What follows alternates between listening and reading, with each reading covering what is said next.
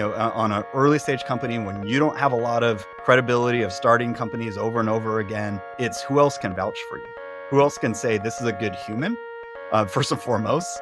And then the second part is not only is it a good human, it's like this person actually can carry through an idea from concept, execution to driving real value for investors. This is Funded, a show where founders who raised millions in venture capital share the gritty side of what it actually took to get that money in the bank. I'm Jason Ye. Not too long ago, I was trying to get my ideas funded. And back in the day, I was a VC listening to founders pitch me for money. What makes someone a successful founder? Is it how much money they're able to generate? How well they're able to lead their companies? How well they treat their employees? Or maybe how many investors they're able to land? Those all play a role, I'm sure. But the real answer is probably more nuanced and certainly harder to pinpoint. When we look at any successful founder throughout history, it's natural to wonder how they got there. To wonder what made them different from the thousands of others that tried to walk the same path but failed. Today I get to talk to Ian Swanson, three-time venture-backed founder and current co-founder and CEO of Protect AI.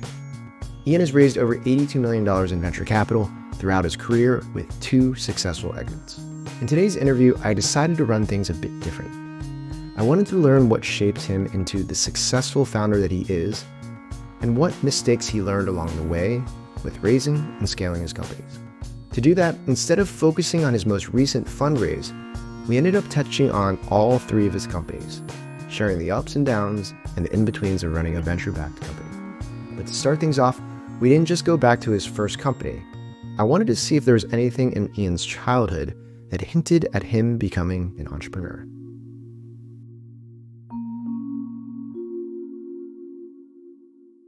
What I can say is growing up, I was a middle-class family, grew up in a small town outside of Los Angeles, 2 hours east of LA. No Starbucks, no McDonald's in my town. Again, middle class. But my dad did own a small company. And what I remember fondly growing up was sitting around the dinner table. We ate dinner every night together, as a family. And he would talk about his day, and talk about his business. And now when I look back on that, there was a lot of lessons that I probably just soaked up and just learned, and also kind of put that itch, if you will, of like, hey, I think I might want to start a company one day. Yeah. So you did have an entrepreneurial role model. There's another part of kind of like your personality growing up that I'd love to touch on. I'm guessing his business wasn't a venture-backed business. Is that right? No, it wasn't. He started it with I think a $10,000 loan from his dad. It was in the construction space, kind of your typical mom and pop business that, over time grew, but Yeah. we had it for over 30 years. And, there's a lot of lessons that you learn in starting a scrappy business that you are effectively funding yourself. Totally.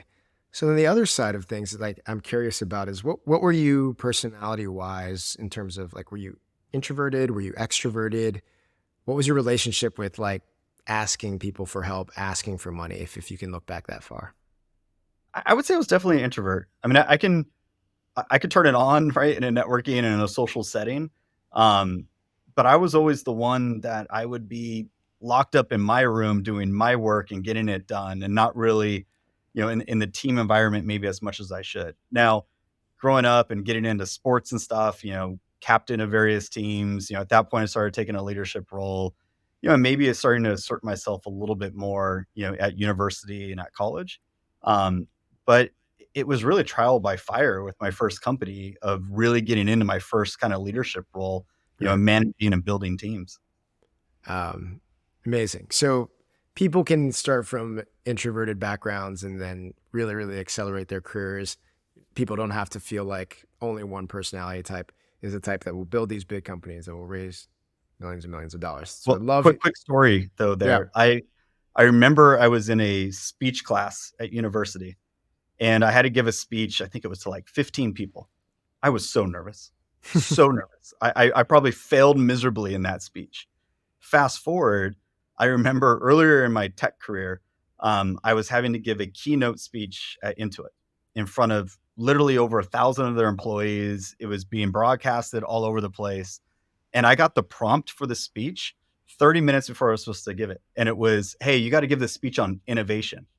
And I'm like, innovation? Like, that's such a broad topic. Like, originally I thought I was going to be on a panel, maybe a fireside chat. Maybe I was going to talk about my startup. And so it is funny. Like, you might think, if I reflect back in college, being so nervous and sweating about this speech class, you can break through those barriers in a pretty big way that now I have no problem speaking in front of big audiences. I was in front of Congress last month. Like, you're able to learn, you're able to grow as an individual.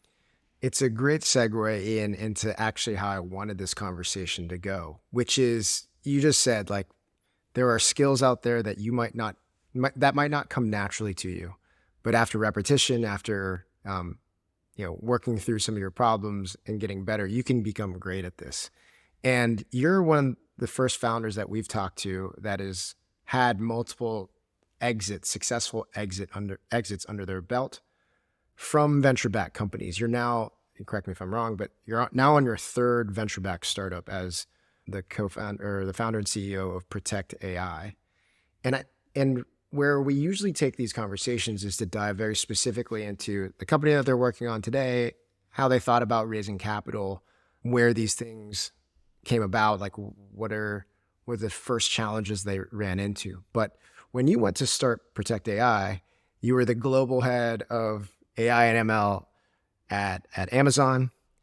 You were, I think, spending tons of time with leadership and had already sold a couple companies. You had a huge network within venture capital, just because of all the stuff you had done before. So that conversation of like, how did you go out and raise that first round of capital is less exciting to me. And I think maybe doesn't expose as many lessons as I would hope.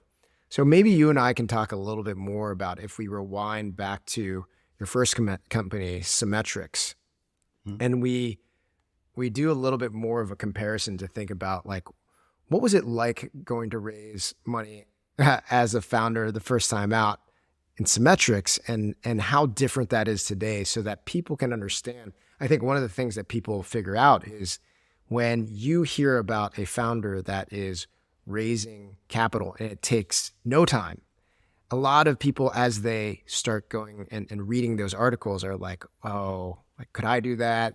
Oh, it only took Ian 2 weeks to raise $15 million. A lot of times that's actually 2 weeks plus a 15-year career in order to get there. So maybe we can rewind back to the beginning days of Symmetrics.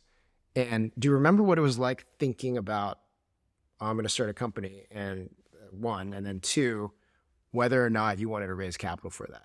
Can you think back that far? Yeah, absolutely. So I'll share a couple stories on that journey. I was freshly out of college and I was in telecom and I was doing well. I worked for a company called Nextel at the time, that eventually Sprint had acquired Nextel. And in my early 20s, making what I thought was good money. But I was bored, to be honest, and I wasn't stimulated, and I wanted to innovate. I wanted to build. And there was a magazine at the time that I would read that I was really excited about. It was called Business 2.0. And it was the first kind of technology magazine that I would read about all these founders that are creating companies and innovating, and building really cool stuff. And on the cover was Chris and Tom, who sold MySpace at the time. And I remember reading that and I was like, I want to be those guys. I want to build, products that a lot of people use and that create value. So I came up with my first business idea. I was like, I'm going to build the MySpace for businesses. I was like, businesses should have a place where they network, and stuff. Now, one could go, Ian, that's LinkedIn. I was like, yeah, this is a long time ago. Now, mind you, in my early 20s, I never would have been able to execute on LinkedIn. So I'm not saying I missed out on my big win, but I do remember I went and I pitched somebody that idea. And I pitched a family member who was at one of the biggest firms in the world. And so when you talk about, like, I had a connection, I had a lead in, for my first business idea. And I remember sitting down with him over lunch and I pitched him on this concept of a social network for businesses. And his response was like, no, this is silly. He's like, go back to That'll school. never work. MBA. He's like, go get your MBA. And I remember just feeling so dejected. And that was my first no of, like, a business. Now there's many, many more no's that came after that. And I remember going back to my girlfriend at the time, who's my wife. And I was like, man, I got shut down, but I really want to do this. And so instead of going back and getting my MBA, I was on TechCrunch at the time, and I saw there was a company in Santa Monica hiring called UserPlan. And I met with the CEO, and I was very open. I was like, "Hey, I want to start a company in the next year, but I want to learn from you, and I want to learn from the scrappy startup that had just exited to AOL." I was like, "I'm going to use this as my 1-year MBA, if you will, of tech." And so I came up with an idea. I met two other co-founders. We actually created it on a piece of paper in a Facebook developers garage meetup in like 2007 of like, here's a business we want to create together. And then we went out and we found our initial check of $200,000 from the CEO of that company that I was at. He was one of the first monies in, and another friend that we had that was higher up in the tech space. That wasn't too hard to get the 200K, but getting the next $1 million, I probably had like 80 no's, at that point. I mean, it was knocking on a lot of doors. It was showing conviction. And at the time, we were building technology that would do analytics and advertising targeting on socio-demographic data. Yeah. Nobody was doing it back in 2007. So well, first of all, the fact that you were able to land 200K from the CEO that you worked for says a little bit about you, I think that's a good nod in your direction. But you did go through kind of 80 no's to get the full round together, right? Like that Yeah. overall, that was still a painful process. Now, that was your first company. You had done data science after that, raised quite a bit of money for that, sold that company, and then have raised quite a bit for Protect AI. You have tons of experience now in terms of how you think about building companies, raising capital, finding partners. When you look back on your early days of raising capital for Symmetrics, now this is kind of like you, as you and I are probably similar ages, gray hair, thinking about Ian in your early 20s. What were some of the biggest mistakes you saw Ian making then as you were starting a venture-backed company that now on your third company? It was like, man, I would have advised me to do something very different, something that other people could learn from. Yeah. It's a really good question. I'm going to give kind of a weird answer. And that was, as it relates to raising money, I don't really think there were that many mistakes we made in the first company. There was actually mistakes in the second company. Oh, And in the first company, something that I learned that eventually we were able to close around is I remember going in and meeting with these investors that wrote $1 million check into the company. And they said, "Hey, we heard about you from 4 other people prior to you stepping into this room." And what I realized was all of those meetups and all the things that I spent time on building my network really helped give that kind of credibility when you don't have credibility on those early days. And so it was such a value add. And I would have done more of that probably, because when I said I met with 80 people, it probably wasn't 80, maybe it was like 40 or so. sure. Um, the first 37 people I met with, I didn't have that warm referral in. And that was so critical, on an early stage company when you don't have a lot of credibility of starting companies over and over again. It's who else can vouch for you? Who else can say this is a good human, first and foremost? And then the second part is not only is it a good human, it's like this person actually can carry through an idea from concept, execution to driving real value for investors. Right. And I think that's a great call out, right? Because after you were able to do that once, twice, now the third time around, probably didn't have to spend as much time like going to meetups beforehand, but a similar outcome, happens when you go raise for your third company. People have heard about you, people have seen what you've been able to do, so you have that credibility there. It's a great call out for the first time founders out there that are saying, I would like to build a company that needs investment before we can actually get to revenues. If you are 23 years old, 25 years old, never done anything before, the best thing you can do is meet people, give them a good sense for who you are, have some positivity, because, it sounds superficial, but goes way further than people expect. So when you think about not making a lot of mistakes, quote unquote mistakes, in your first company fundraising, do you think that was dumb luck, or did you have people holding your hand along the way? Um, I had met some people through that journey. So we had raised not a lot for that company. We raised $200,000, or maybe it was 250K, then somewhere around $1 million, and then somewhere around $5 million. And then we had a a line of credit for our accounts receivable and accounts payable because we had a big float on a monthly basis. So we didn't raise a ton. But when we raised that $1 million check, I met one of my mentors, Richard Wolpert, through that, and he has been an operator, and been on the investment side, whether Yeah. it's angel investing or at larger firms. And so I did have somebody that I could speak with, I could talk to, and I think that's one of the most critical things, especially doing this your first time, is you just don't know what you're not gonna know, and you need to be able to sit down with people who have done this and walk this path before you, so that you don't make early mistakes. So I would view that as one critical area of help. The other one was, like, my lawyer. That sounds weird. I've worked with the same general counsel and same law firm since 2007, uh, Greg Heibel at Orrick. And so when Wow. you have people that you trust around you, you're able to work with them to understand, like, "Hey, how do I make sure I'm not gonna make mistakes on the get-go?" And solve for that in the upfront versus trying to unwind it, Yeah. afterwards.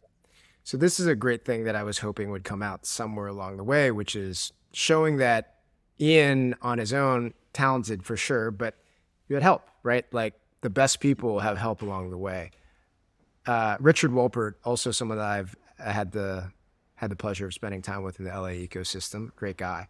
Can we double click a little bit more into that relationship because he had built companies, he had sold companies.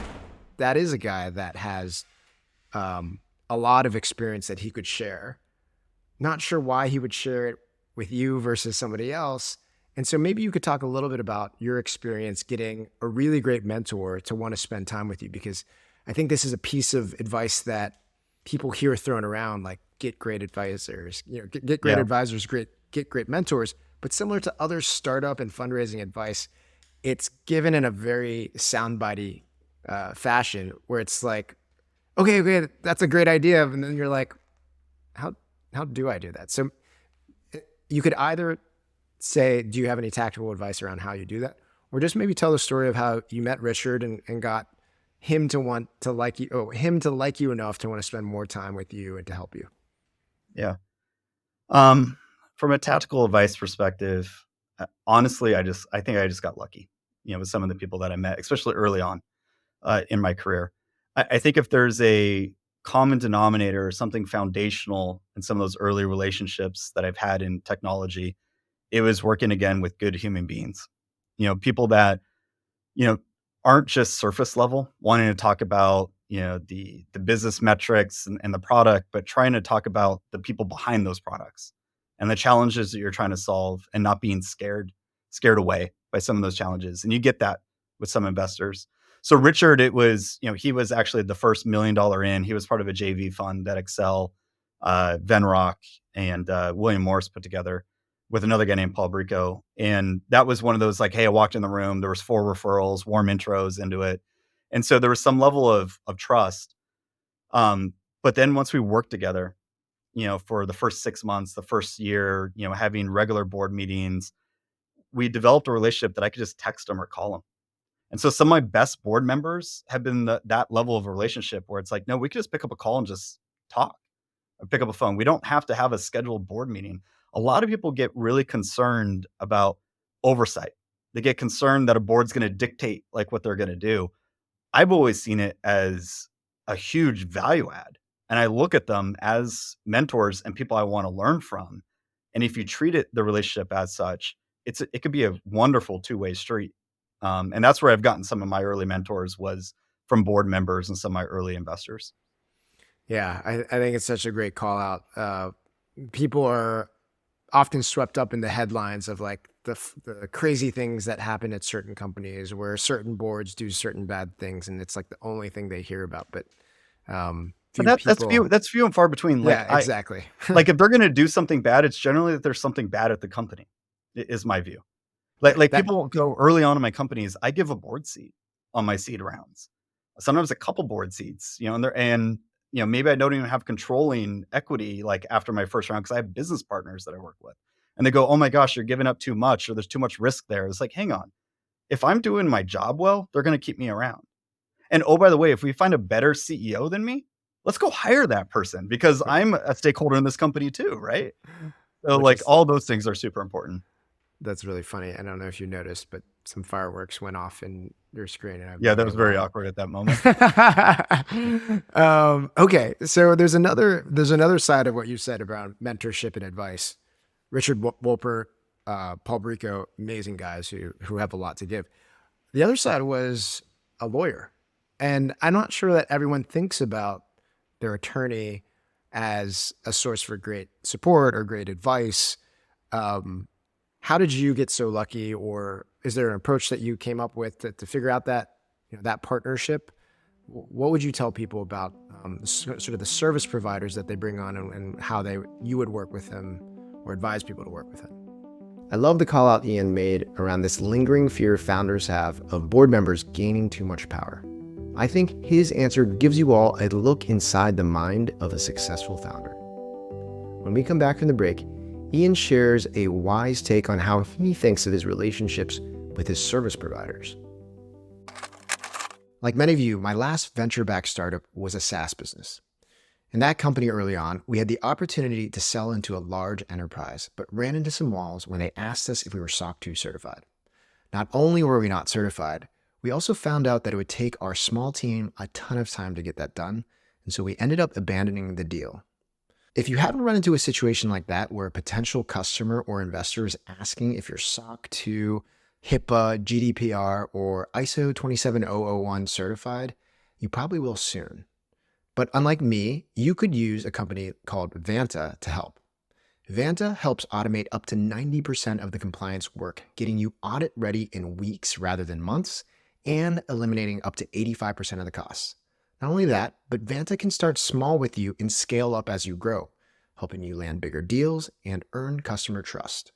The best part is, Vanta is offering funded listeners $1,000 off for going to vanta.com/funded.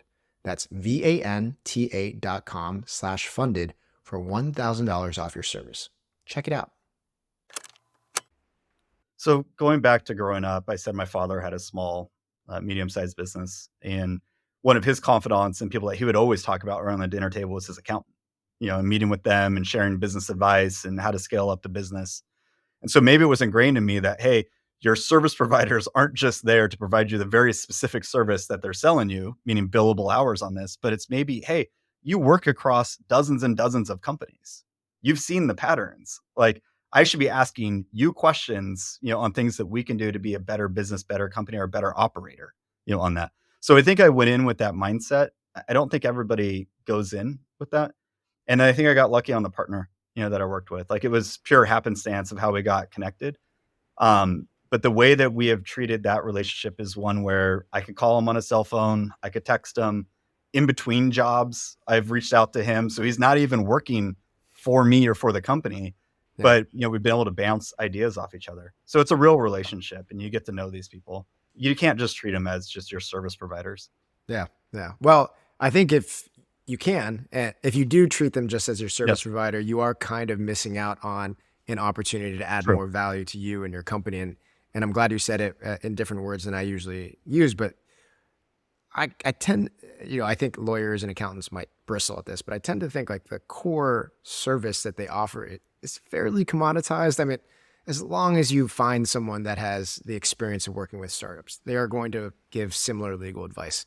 And so people under trying to decide how they make decisions, really what you should do is to see how much additional value they can provide, how good is the relationship, how much do you enjoy bouncing ideas off of them, getting advice around what you do. So I'm glad you called that out as a big part of sort of your growth and your success over the years. So you went on and raised multiple rounds of capital at Symmetrics, got to a Yep. great exit. But you just referenced something that we'll see if you're comfortable talking about. You're on your third company, and we're talking about what were the mistakes you made at your first company raising capital. You felt like you did a pretty good job, but after all that experience, something happened at data science Mhm. where, in your own reflection, you're like, maybe not the best things. I wonder if you wouldn't be too uncomfortable talking a little bit about that. Yeah, absolutely transparent. Happy to share. I would say one other thing, and this will play into this story. Um, I've always started companies with a team. I've always had two co-founders. Hmm. It's never been me on my own. And I think that's really important, uh, is especially when it's going to be your first time raising capital, for example, for a technology company, they're investing in you. And I think it really helps when you have a team, whether it's people that, work on the product side, dive deep on technology or on the business. It's always been beneficial for me, whether it was Matt and Joe with Symmetrics, Colin and John, with data science, or Badar and D in this company. It's a team effort, and it goes all the way down, to everybody on the team. Now, to fast forward to what you're saying, I mentioned, hey, on Symmetrics, I think fundraising, right? We got pretty right, even though it was small rounds and all that. I think it was the right people, the right timing, and we pushed through. Data science, a lesson learned was sometimes things are too good to be true. Um, and so we had raised a small seed of like $1 million. We raised a very small A round of like $5 million. We had cash in the bank. We weren't raising, and we had a group that met with us in our office, and they were looking at companies in the Los Angeles area to invest in. And they said, "Well, what about your company?" Because I was talking about all these other companies, all my friends' companies in the ecosystem. And I was like, "Oh, we're not raising." And they're like, "Well, what do you do?" I was like, "Oh, we do data science, but we're not raising." They go, "Well, would you take 10 million?" I was like, "That's weird. Like, I didn't even ask for the money." And so I go out the room and I call one of my investors. I was like, "These people just offered me 10 million." He's like, "Go back in and ask for 25. This is a joke." I went back in, I asked for 20, or no, I asked for 20, and they said, "How about 25?" And then I was like, "Oh my gosh." I was like, so I went and called one of my investors. Like, they said yes to 20, but they asked if we would take 25. So we ended up like doing the round. And it was advantageous. Like the deal made sense in terms of how it was papered, but I think it was a little bit too much money too soon. We haven't figured out some things, that we needed to kind of go through the pains of figuring out. And so having money sometimes sit in your account, you sometimes move a little bit too fast. And so we moved a little bit too fast and go to market. Um, and then the money, even though it was too good to be true, like it was almost like free money from an investor that maybe wasn't your typical investor. It Yeah. came with some challenges. Like we were always having to educate them what a good investor and proper board member, might be. And they had to set up a local group because it was actually a Middle East group. They had to set up a local team, which was great, but it was all this like added hurdles that was like, this is not typical. And so even though it was easy money, just going down a non-typical path is not always a win. Hmm. So I knew some of this story because, Yeah. we're lightly associated at my old firm. And so I wonder, this idea of overcapitalizing a company is something that founders will hear from venture capitalists in different forms. Sometimes it's because a VC firm is trying to convince you to take their money over someone else's. But sometimes there's some real nuggets of wisdom in there. And you talked a little bit about it. I wonder if we could spend more time on that. You said something like, with all this money, it kind of got spent too fast. Are you saying that there isn't a way to take on a lot of capital and do so um, appropriately, or is it just so hard to do once you have the capital? And I wonder if you could like explain that to people who have never had $25 million dropped in the bank accounts at the very beginning of a Yeah. company.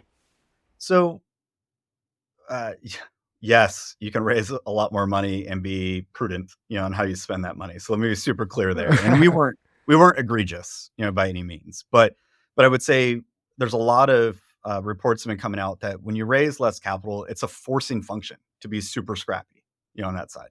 And to be time bound of like, hey, even though we have X amount of, in the bank, like we have to make sure we reach product success before we raise the next round. And it just compresses everything. And I think it forces something on a company that, is natural.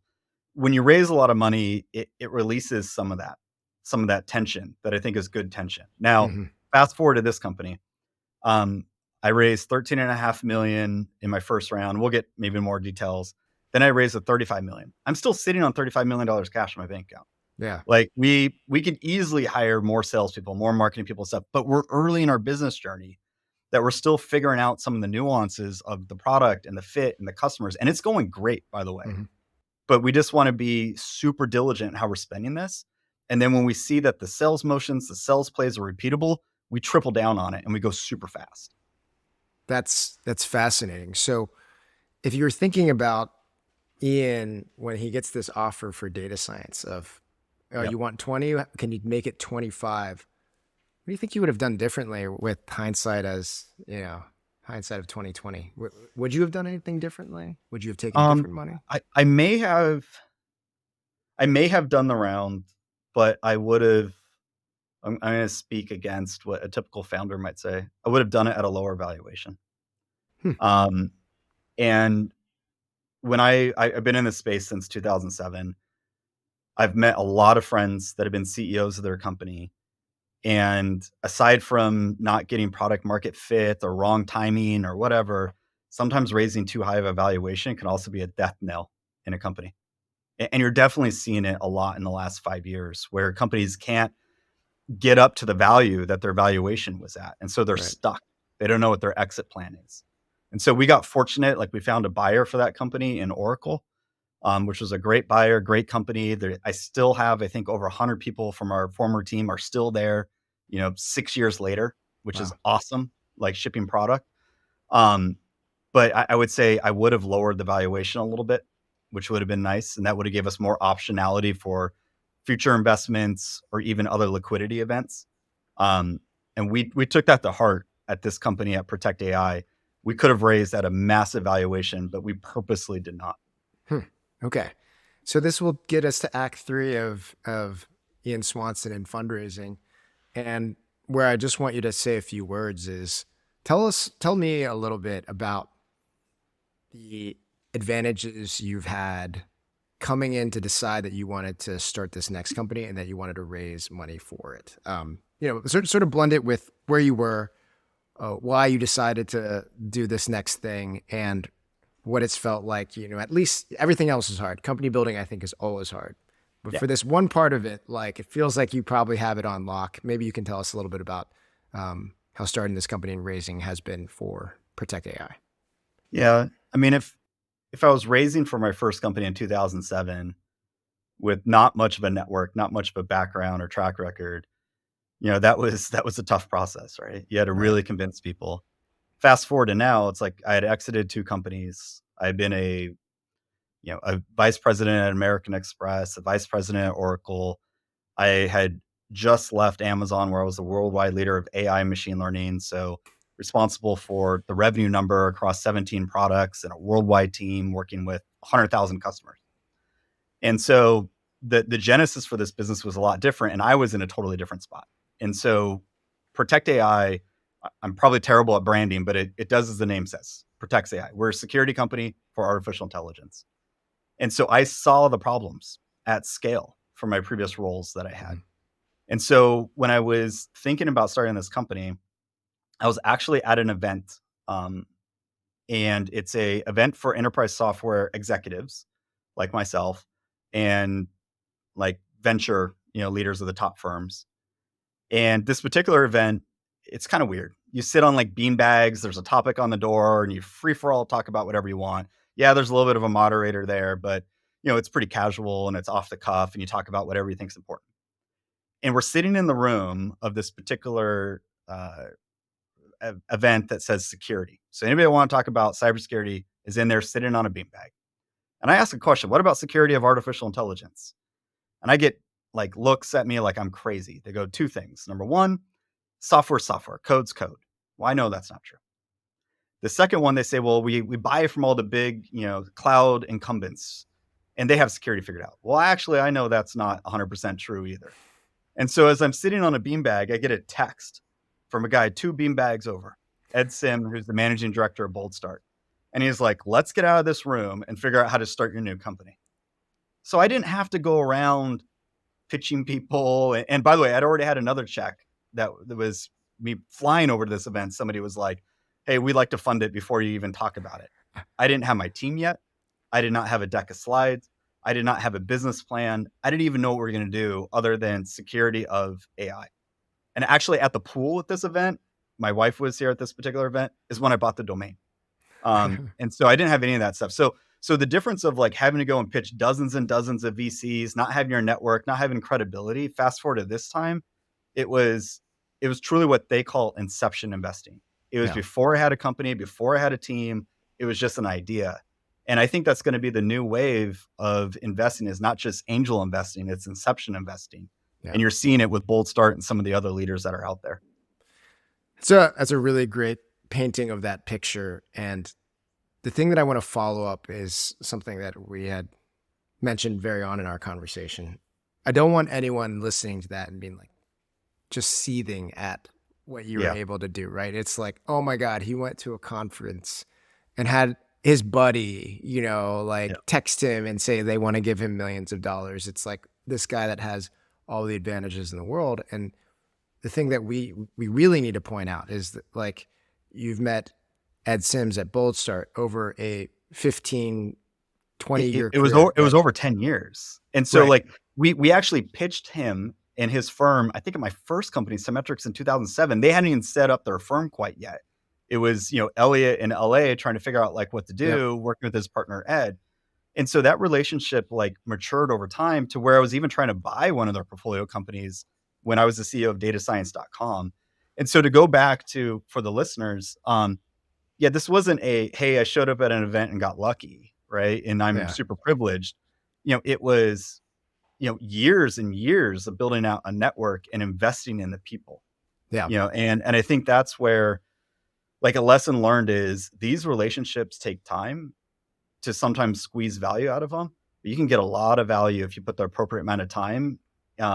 It's huge value add. Yeah.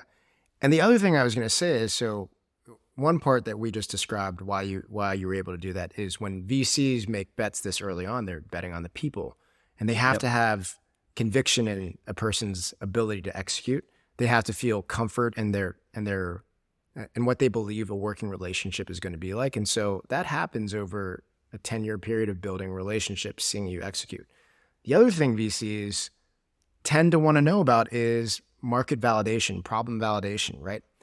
And when we think about investing, the words that I use are like whether or not a founder has a unique insight.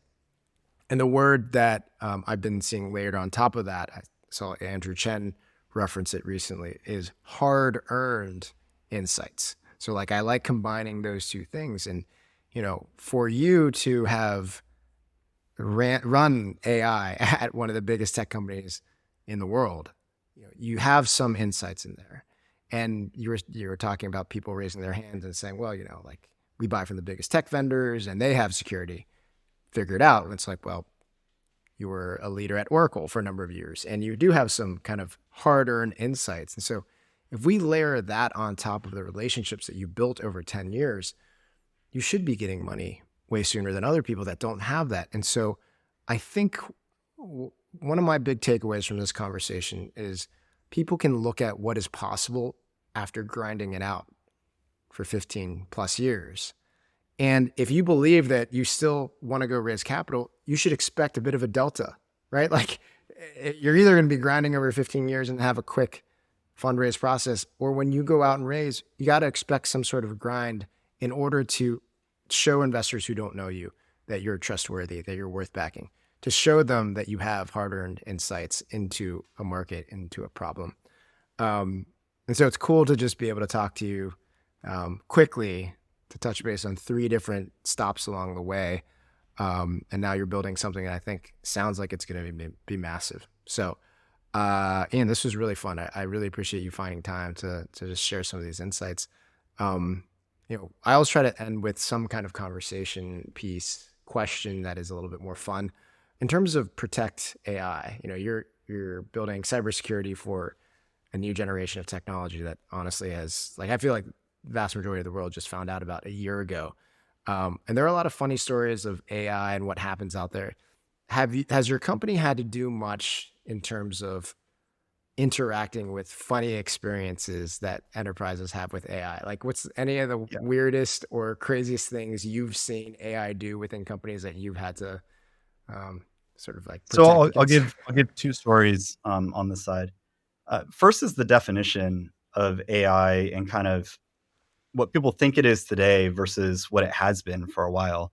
And so we'll meet with a customer in a large financial services or big technology company, and they'll have their chief information security officer on the call. And he'll go, Ian, we're on this call for education purposes. We don't really have any AI deployed yet. So we're kind of new on the journey. Now, here's the odd thing where it gets kind of funny. The head of AI is on the same call for that company. And the head of AI raises their hand and say, actually, we have 7,000 machine learning models live. Oh, wow. And the CISO goes, well, that's not AI. Well, if we think about it, AI is the vehicle for digital transformation, but machine learning is the powertrain or the engine. And so we're still at this phase of trying to explain as there's massive tailwinds with large language models and chat GPT, and it's in all the shareholder notes, right now. It's kind of funny to me that we're still having to educate these large organizations of how they are similar and in many ways the same. And oh, by the way, you've been doing this for decades, but maybe you haven't been securing it the way you have. The second story that I would give is I was in front of Congress this past December, and it was on the state of security of AI. And I'm giving a testimonial in Congress, and it's my first time in front of Congress. And one of the questions I get asked is, well, what about AI security as it relates to my local flower shop? And I'm like, wait a minute here. I was like, we have such bigger problems on like our critical infrastructure as an example. Like, why don't we focus there? And so to back it up, funny use cases of AI, there's a lot of different ones. I think for me, it's, even though I've been in this space for close to 15 years, I still have to take a step back and go, a lot of people still don't understand what is artificial intelligence and how it is pervasive. It's being used all over the place. There are millions of machine learning models live all around the world in our most dearest companies, and all of that needs to be protected. Yeah. And people just have not been doing that. Amazing. Last thing I wanted to ask you, from your seat, you're now in Seattle. You have a lot of connections within Amazon and throughout the startup ecosystem in California. And I have to imagine that the role that Richard Wolpert, Paul Brico played for you early on is something that you're able to do for some founders out there. Are there any names, either of people or companies, that you want to give a shout out to or that you think we should be watching? We've done this here and there with some of our guests and had some amazing success from our early guests 2.5 years ago, calling out the founders who would be now raising Series A's and Series B's this year. Any names that you want to share with us? Yeah, there's a handful that are in stealth, unfortunately, as they're all building out, and they're building out the tools around AI. And I think that's where there's a big opportunity. It's not just about the models and what you see from ChatGPT, but I would say there's vertical applications of AI, and then there's the pick and the shovels, on how to build to implement. There's a particular company, for example, in Los Angeles, Vadi, that's working on like multimodal, models, that's doing some really interesting stuff in generative AI. And Stephanie is an amazing leader with, prior exits, and stuff. So I try to affiliate myself, with people not that have done this before, but also good people. And if you've gone through an exit before, you've shown that you've been able to build out a team, run a culture, build up a culture. And she's an example of that. The other part too is, I don't mind paying it forward for when Richard and Paul spent time with me. I it's easy for me to jump on a phone call with people. And so Yeah. I try to carve out time every week just to sit there, listen, learn from others, and share whatever I can, and perhaps connect the dots, to investors or to even people that they can hire and bring on their team. I think it's in all of us. If you are listening and you are a CEO, on that side, like, we have to give back. And that's one way to give back, is for that next generation of founders and making sure they learn from the lessons that we've painfully have gone throughout these journeys. Well, man, I mean, we don't have to look much further for evidence and you doing that than cold outreach from us. You certainly don't remember me from my days at Greycroft, but like very open to having this conversation. And we've been able to touch on some things that I think will be super valuable for the people that can listen to this. So Ian, really appreciate your time, man. And hopefully we'll be seeing more and more about Protect AI. Awesome. Hey, thanks for the opportunity and really appreciate it. That was my conversation with Ian Swanson, co-founder and CEO of Protect AI, the top platform for AI and machine learning security. I hope this episode gave you a new perspective around venture capital and what it takes to scale your company. After the break, I'll be sitting down with my producer, Paige, to talk about the many golden nuggets in this conversation. I get it. Trusting your pitch deck to just any designer can be nerve-wracking, especially when it comes to fundraising. That's why we've created Adamant Deck Design, where amazing design meets fundraising expertise that you can rely on. We design your deck up to 15 slides, give you 2 rounds of feedback and revisions, and even add 3 bonus template slides for future work so that you can creatively customize your deck without us. Throughout your redesign, we incorporate design thinking proven to be effective in Adamant's fundraising work. If you're looking for more detailed work around your story and narrative, make sure to check out our Design Plus Story Engineering tier. That's an add-on that a lot of people love. You can trust Adamant Deck Design for your fundraising success. Just head to admnt.com/deck to learn more and reach out if you'd like to work with us. What's up, Paige? Hi, Jason. How you doing? Good. Excited to talk about Ian. I mean, what a guy. Like, seriously, what a guy. Like, almost unbelievable. I'm very happy that we got to kind of have on. I feel like we're getting into the space with the podcast where we're having a variety of founders come on, which is really exciting. Because I think there's insights to be pulled from people who have just raised their first round and what's going on currently in the market. And then also people who have now raised multiple rounds of capital that have a lot of different insights on what they would do differently, what they're doing now and how they're raising their rounds now. So I thought Ian was one of those really cool cases where we got to hear kind of his journey through all 3 of his companies, which was Symmetrics, Data Science, Protect AI, and to really get his look into what it means to raise for him now. Yeah, I do like that call out. It's like I see a lot of value in us telling stories for founders of like founders that are maybe one step ahead of them, because then they can be like, oh, I'll just follow behind them. Then it's also really valuable to talk to someone like an Ian who is maybe many steps ahead of many of the listeners of this pod. But that's helpful. It's like, can I just see a picture of what is possible? And it's like in its best form, what is possible? Because then I can work towards that. These conversations are amazing, and Ian Swanson is super impressive. Well, I know that was my thought. I was just like, whoa, because like I liked also how you guys did a really good job going through kind of the full journey. I know there was a little bit of bouncing around, but he shared everything from how he was fresh out of school, he had a job, he was making good money, he didn't really like it, and he thought of his first idea and found like a family friend who could introduce him to his first investor, and that investor was like, that idea sucks. And then going from using that as an opportunity to go work for a startup and have a mentor and learn from someone. And he called it his 1-year MBA, which I thought was pretty cool too. All the way to raising his $35 million round for Protect AI right now. So I just really loved the variety of this episode.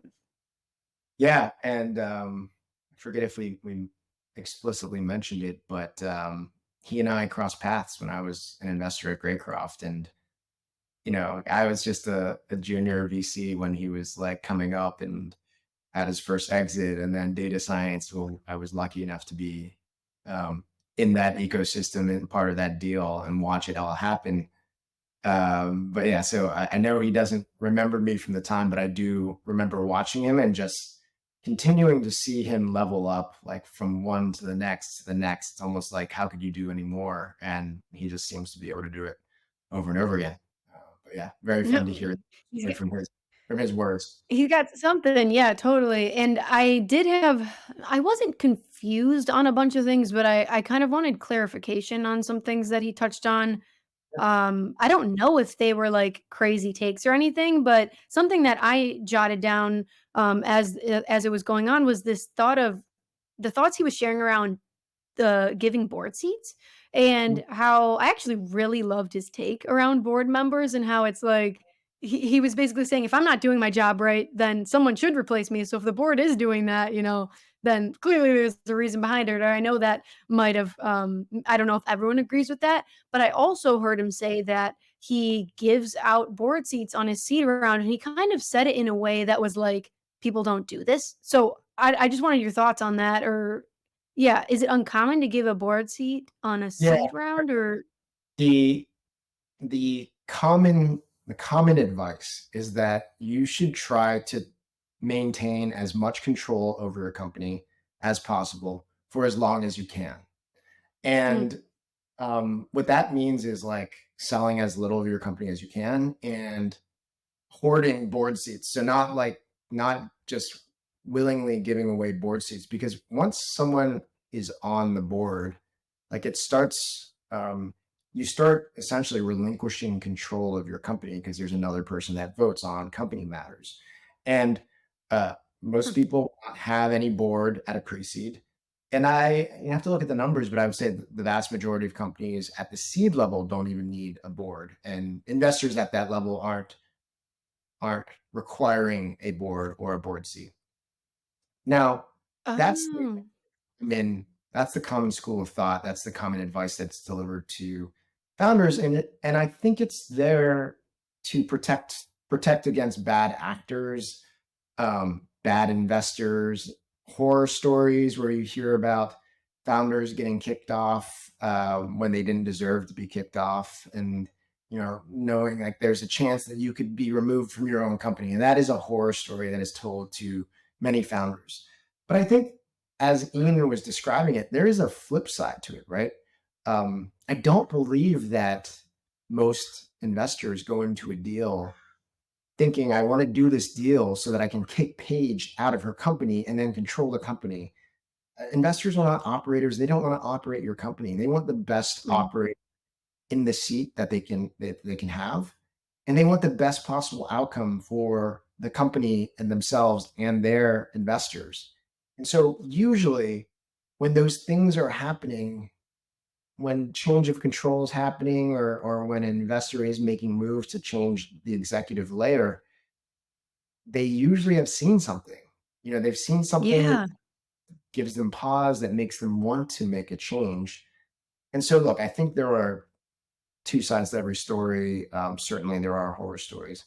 And in Ian's case, look, I don't know if I have the general advice that you should set up a board at the seed level, but what he's saying is real. It's just like, if you bring the best partners on board as investors, you should want them close to the company. You should want them to work alongside you and be working in concert to have the best outcome possible. And like he said, Mhm.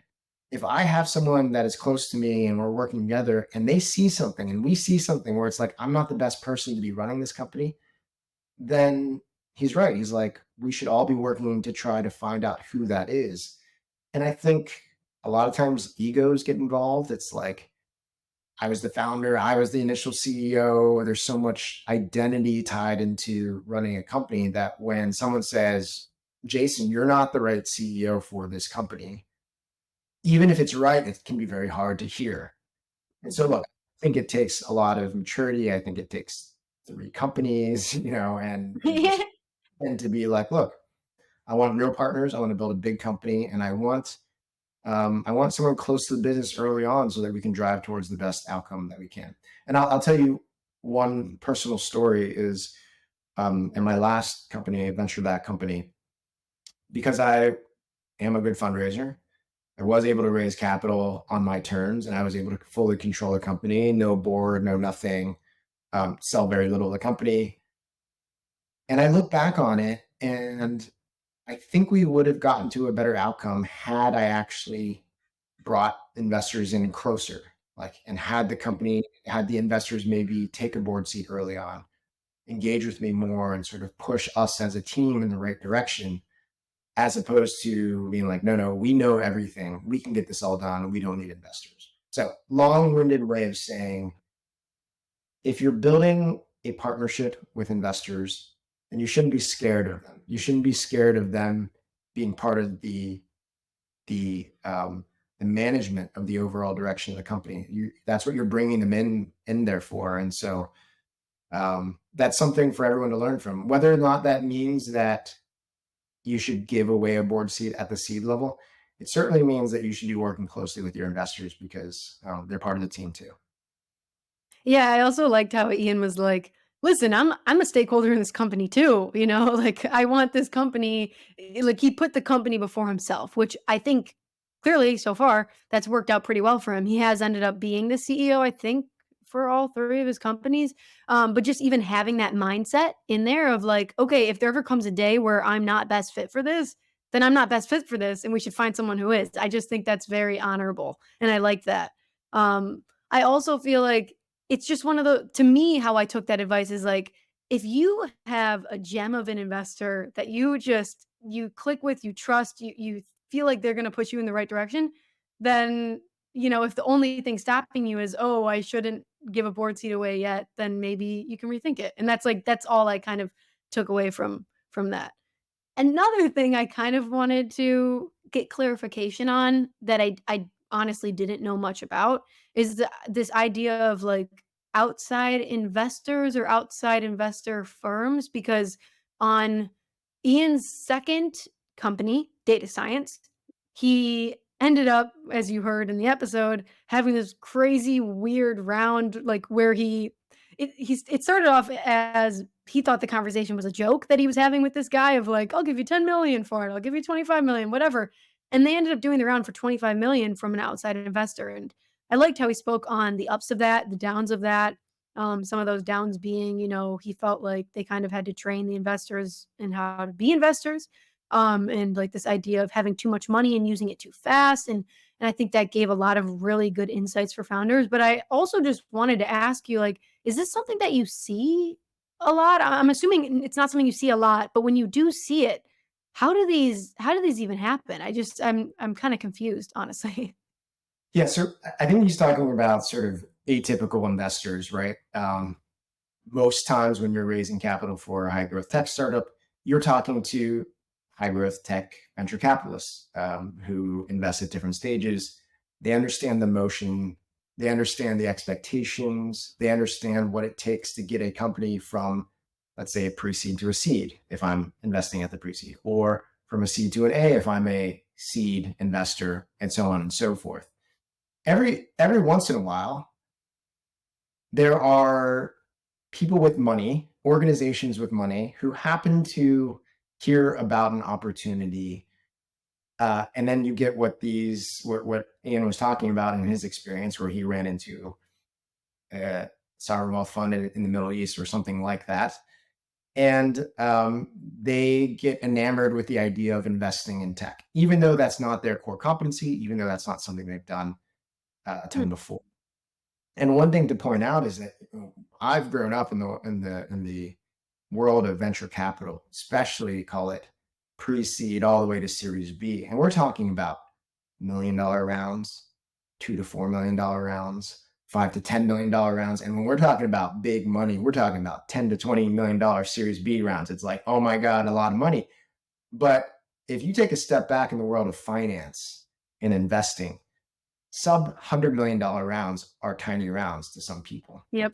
And the same motion and effort it takes to raise a $2 million round, it's kind of the same motion and effort it takes to raise a $200 million round. It just, you're talking to different people, and vice versa in terms of, as an investor putting a $2 million check in versus a $200 million check, it can feel very similar. It's just we're adding a few zeros, right? And so that's just a side comment, but there are these times when, through the course of networking, through the course of running your business, you may run into somebody who gets enamored with the idea of investing in your company, who doesn't have any exposure to it. In this case, it seems like, a Middle East fund who, like I said, is used to writing way bigger checks.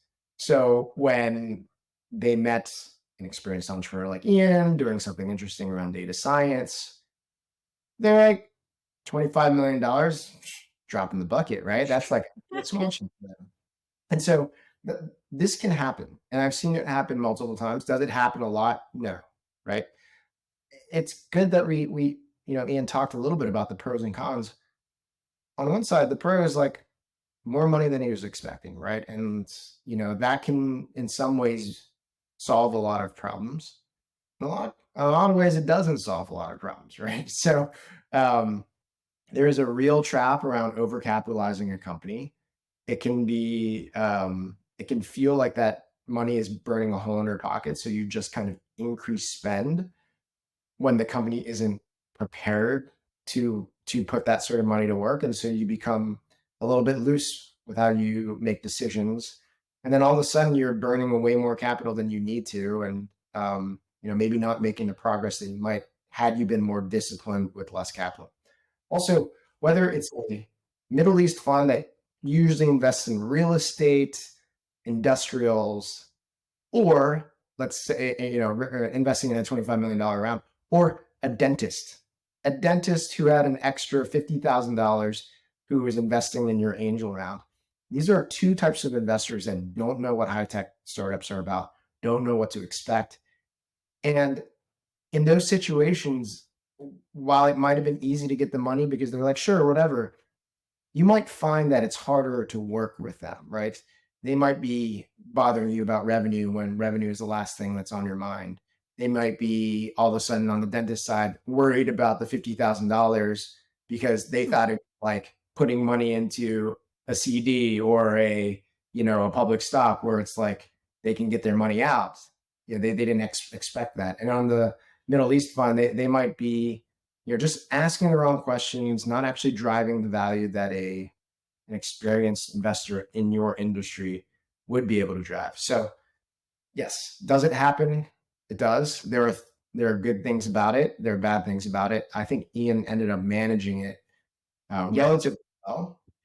But yeah, it's a funny thing that happened to him, and I'd be curious if he would do it again in the future.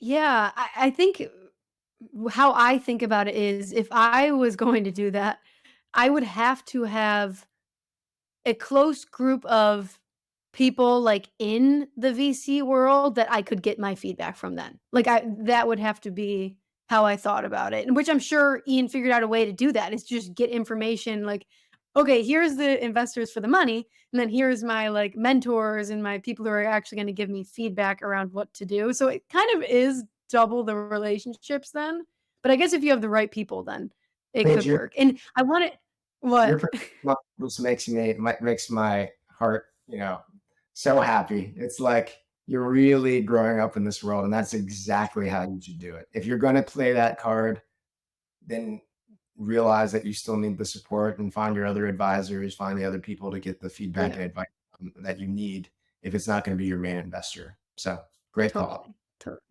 totally. Thanks. And then I kind of wanted to tie this back to where Ian is now, which is he just raised his $35 million round for Protect AI.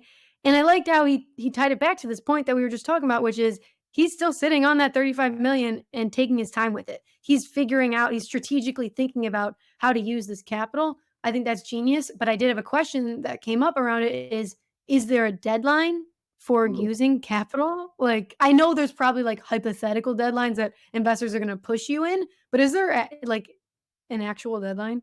It's a very good question. The answer is no, not a real deadline. Okay. Um, but but investors have their own bosses, and they need to demonstrate certain progress in their own portfolio. So they want to be able to report on the money they put into Protect AI or the money they put into your company or whatever. And in some ways, in some situations, you can see investors kind of push in order to deploy the capital faster, use it to grow, use it to invest in certain growth areas. Um, but I would imagine in Ian's case, the investors that put the money in trust Ian. And Mhm. because Ian is taking this approach to grow and protect AI, before he took that check in, I'm sure he had this conversation with the investors saying, this is how we're going to run it. Like the expectation is that we are going to earmark the first X million dollars, first $5 million to run this motion and get to this level. The rest of that that other $30 million is earmarked for the next phase. And we're not going to be spending like we need to spend $35 million in 2 years necessarily. Mm. I think that's one big call out for anyone who's going out to fundraise, and whether it's you were going to raise 10 and ended up being able to raise 35, or you went out to raise one and you were able to raise four. I think there's a mindset that everyone can have, which is like, let's not get ahead of ourselves. Let's not take the additional money that investors were willing to spend as indication that we are further along in the company than we actually are. Because of that, founders need to say, we are where we are. What is the right approach to getting to the next stage? Well, if I raised 4, even though I only needed 1, we're going to take the first $1 million and run the company the way we expected to run it. And if we hit the milestones, it'll be like we have access to another $3 million. And I like the approach. This is not everyone's approach, but I like thinking about oversized rounds as we just skipped the next fundraise. As in, if we hit our milestones, then we get the money that we were going to raise in the next round anyways. And that's when we'll start spending that money. So that's my approach to oversized rounds. I'm not sure I've got a chance to ask Ian that, but I would imagine he has a similar viewpoint on that. I mean, that's a wrap for me. Like, I think that was a great piece of advice to end it. That was. I like that. I would do that too. If you're looking for more insights, strategies, and support around fundraising, subscribe to our newsletter. It's at fundedpod.com/newsletter. And find me on social. I'm at Jayeh, that's JAYYEH, on almost every platform. I respond to DMs and newsletter replies, so hit me up. This episode was produced by Paige Randall. Hey guys. Thanks also to John O'Lee from Adamant. Hey everyone. And as always, one last thanks to our sponsor, Vanta, the leading automated security and compliance platform.